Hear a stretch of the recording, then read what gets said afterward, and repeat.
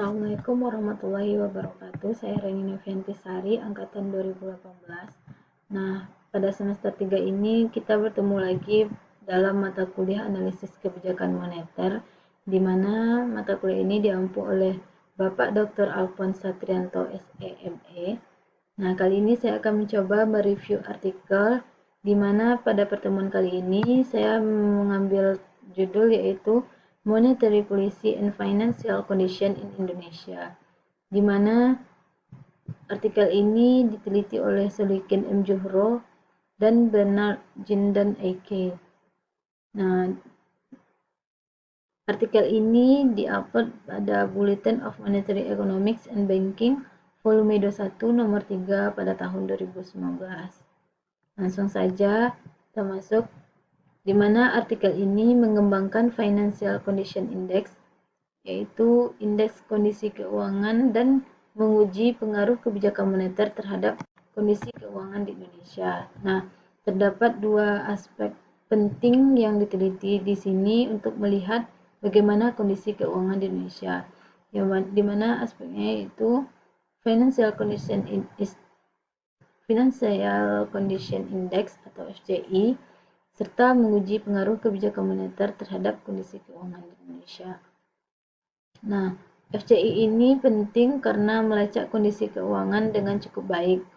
Alasannya yaitu karena mencatat peristiwa keuangan utama pada masa lampau, yaitu krisis keuangan Asia yang terjadi tahun 1997 sampai 1998.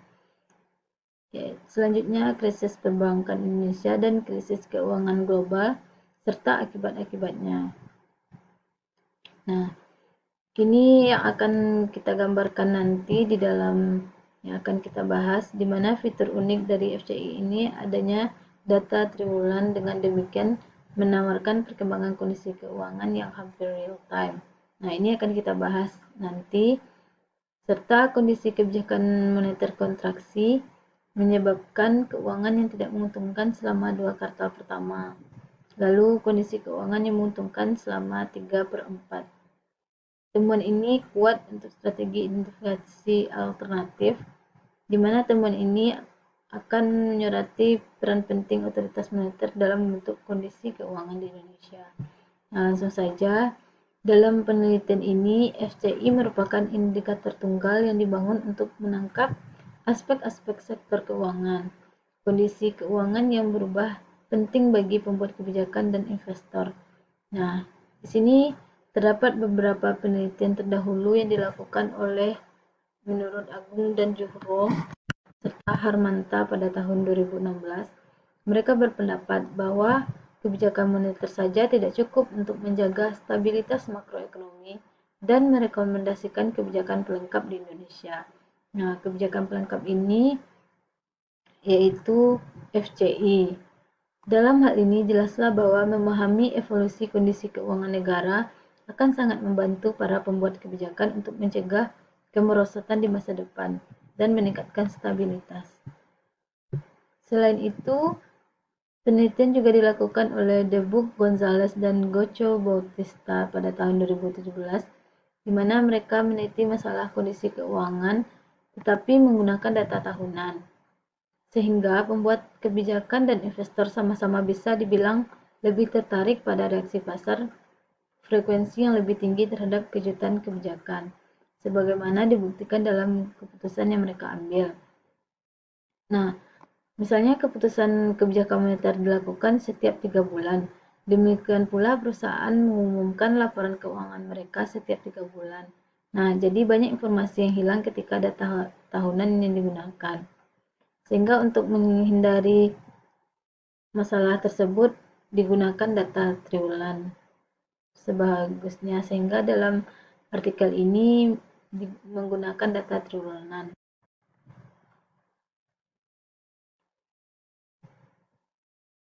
Nah, tujuan utama kebijakan moneter adalah untuk mencapai stabilitas makroekonomi dan harga, sebagaimana dikemukakan oleh Goulton 2013.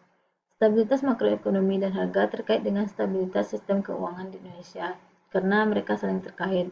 Oleh karena itu, kondisi keuangan secara umum membentuk arah perekonomian, yaitu berfungsi sebagai indikator utama dalam kegiatan bisnis. FCI akan menjadi alat yang berguna untuk meningkatkan keputusan para peserta dalam perekonomian Indonesia. Nah, ini adalah model yang akan digunakan dalam meneliti bagaimana kondisi keuangan di Indonesia, untuk melihat bagaimana kondisi keuangan di Indonesia. Nah, dalam penelitian ini menggunakan model VAR, yaitu melihat bagaimana goncangan dari FCI dan kebijakan ekonomi moneter ini terhadap sistem stabilitas keuangan di Indonesia. Nah, di sini penelitian dilakukan di Indonesia pada rentang waktu pengambilan yaitu tahun 1994 sampai 2018 dengan menggunakan data kuartalan, yaitu kuartal pertama atau Q1 tahun 1994 hingga kuartal keempat tahun 2018. Untuk menyusun FCI, penelitian ini menggunakan berbagai variabel yang menunjukkan aspek tertentu dari kondisi keuangan di Indonesia.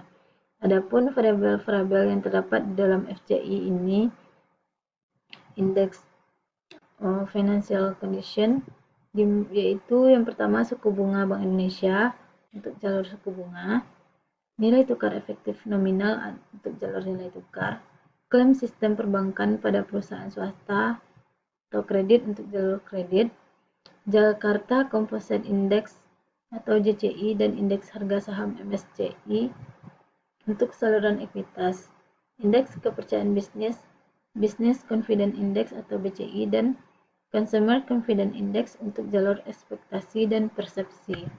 Nah, sementara ketika FCI telah kita lihat bagaimana variabelnya, bagaimana nanti unit testnya, selanjutnya kita akan menguji VAR, yaitu dalam model kebijakan ekonomi moneter, di mana dalam model VAR artikel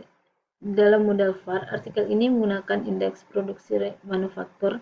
Nah, ada beberapa variabel lagi, yaitu menggunakan indeks produksi manufaktur atau MP, pertumbuhan CPI, Consumer Price Index, FCI, indeks harga komoditas atau KOM, NER, tingkat bunga jangka pendek atau tingkat kebijakan moneter, Short Term Interest Rate atau STR, dan basis moneter yaitu jumlah uang beredar atau M2. Nah, untuk meringkasnya, nah di sini ada beberapa gambar yang menunjukkan perilaku variabel yang digunakan dalam membangun model FCI dan VAR. Ada beberapa variabel yang telah kita sebutkan tadi, 7 variabel FCI tadi. Nah, di sini terlihat bagaimana goncangan yang diberikan oleh masing-masing variabel dari tahun 1994 hingga 2018 di Indonesia. Nah, di sini kita lihat suku bunga naik goncangannya yaitu sekitar tahun 1997 dan 1998 ketika terjadi krisis. Nah, begitu juga dengan variabel lainnya. Kita lihat untuk indeks harga saham gabungan meningkat pada sekitar tahun 2017 dan 2018. Itu juga dengan nilai tukar nominal ini naik pada tahun 1998 ketika terjadi krisis moneter.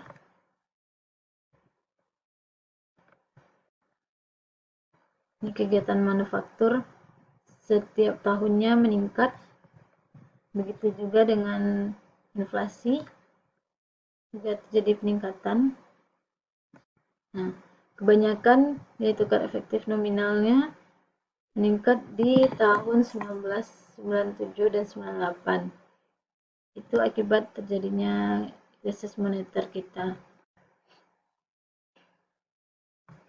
Nah, untuk hasilnya, terlebih dahulu kita melihat bagaimana tes for unit test terhadap konstitut yang ada di FCI. Nah, bagaimana aspek-aspek yang ada di FCI tadi, ada 7 variabel tadi, bagaimana mengukur kondisi keuangan, yaitu memulai analisis dengan menguji akar unit root test dalam indikator kondisi keuangan. Nah, hasil ini ditunjukkan pada tabel 1. Tidak ada bukti kuat untuk menolak hipotesis nol atau unit root test.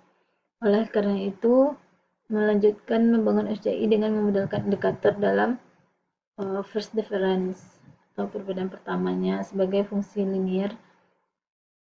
Faktor yang teramati diasumsikan mengikuti proses autoregresi orde kedua. Nah, pada lab kedua.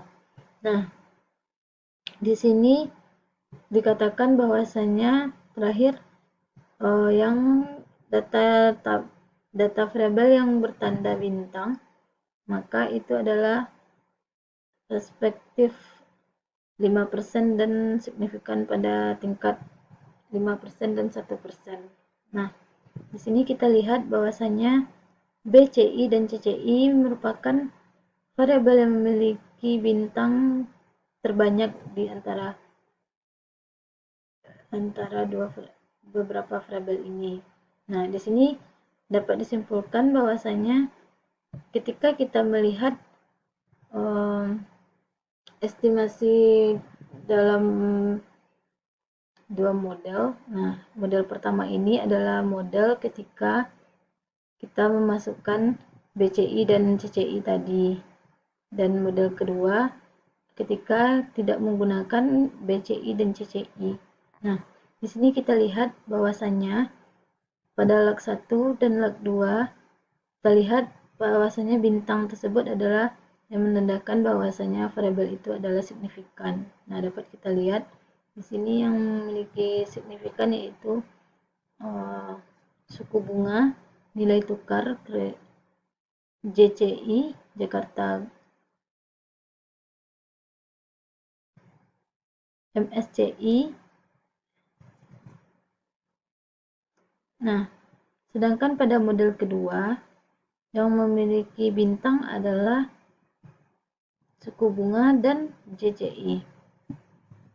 Nah, tabel 2 menunjukkan perkiraan kemungkinan maksimum dari model faktor dinamis karena dua variabel kesatuan FCI, indeks kepercayaan bisnis BCI dan CCI memiliki rentang waktu yang singkat, yaitu mulai tahun 2000 sampai 9, sedangkan yang lain dimulai pada tahun 1994. Nah, penelitian ini memperkirakan model faktor dinamis dengan tanpa variabel ini. 7 variabel yang digunakan dalam model dinamis adalah 7 variabel yang terdapat pada FCI tadi, dan sedangkan model 2 berisi 7 variabel kecuali BCI dan CCI. Karena hal ini terjadi karena BCI dan CCI ini Business Confidence Index dan Customer Confidence Index ini mengalami signifikan karena mereka ini adalah memiliki rentangan tahunnya itu dari tahun 2000, sedangkan yang lain pada tahun 1994. Nah, kedua model umumnya menunjukkan beberapa derajat ketekunan dalam faktor yang tidak teramati. Nah, di mana model 1 ini faktor-faktor memiliki kekuatan prediksi yang kurang. Sedangkan yang kurang NER, kredit, dan MSG.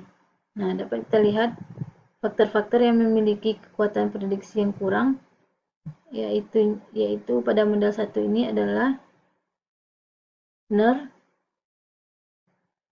kredit di mana kita lihat ini tidak memiliki kekuatan karena tidak ada bintang.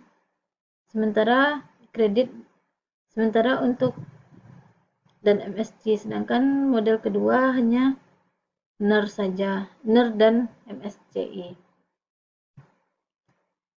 Nah, selanjutnya kita lihat dampak kebijakan moneter terhadap kondisi keuangan itu membentuk kondisi keuangan menyebabkan Ekspansi dalam kredit, produksi lapangan kerja, pemerintah